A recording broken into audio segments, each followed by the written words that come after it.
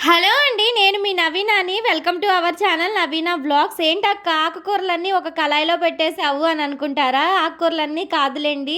ఇదైతే గోంగూర పచ్చడి ప్రిపేర్ చేద్దామని చెప్పేసి చేస్తున్నాను. గోంగూర, కొత్తిమీర తీసుకున్నాను.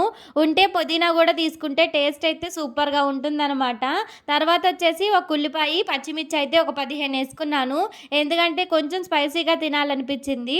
కొంచెం అంత పసుపు, ఇంకా కారం కొంచెం ఒక టేబుల్ స్పూన్ అయితే యాడ్ చేసుకున్నాను. నిన్నైతే కాఫీ పెట్టానండి. సో, మిగిలిన డికాషన్ అయితే ఒక డబ్బాలోకైతే పోసేసుకున్నాను. మళ్ళీ ఇంకొకసారి అయితే మనకి యూజ్ అవుతుంది. కాఫీ డికాషన్ వచ్చేసి మనం ఒక్కసారి కాచింది 2 సార్లయితే చక్కగా యూజ్ చేసుకోవచ్చండి. ఫ్లేవర్ అయితే ఏమాత్రం చేంజ్ అవ్వదు.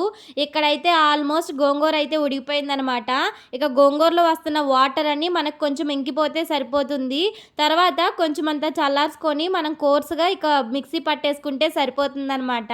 ఇక ఇక్కడ చూస్తున్నారు కదా! ఆల్మోస్ట్ వాటర్ అన్నీ లాగేశాయి. ఇక మనకి గోంగూర కూడా బాగా చక్కగా ఉడికిపోయింది. దీన్నైతే ఇంకా చల్లారబెట్టేసుకోవడమే. నాకైతే గోంగూర పచ్చడి అంటే చాలా ఇష్టమండి. మీలో ఎంతమంది గోంగూర లవర్స్ ఉన్నారు? నాకు కామెంట్ సెక్షన్‌లో కామెంట్ చేసేసేయండి. ఇక మా వారికి కూడా చాలా ఇష్టం. కాకపోతే ఆయనైతే తినకూడదు. ఆయనకైతే చికెన్ ప్రిపేర్ చేశాను. నేనైతే గోంగూర ప్రిపేర్ చేసుకుంటున్నాను. మరెందుకక్క ఆయనకి అంత ఇష్టమైనప్పుడు మరి నువ్వు కూడా తెచ్చుకొని ఇంట్లో తింటే ఆయనకి నోరు ఊరదా అనుకుంటారా? ఏం లేదండి. అసలు గోంగూర నాకే తెలియకుండా తెప్పించారనమాట.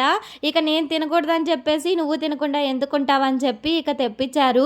నాకైతే చాలా రోజులైపోయింది కదా! ఇక ఎప్పుడెప్పుడు అన్నంలో వేసుకొని తింటానా అని చెప్పేసి నోరైతే ఊరిపోతుంది. ఇక అన్నం పెట్టేసుకొని వేడి వేడిగా ఇక తినేసేయడమే.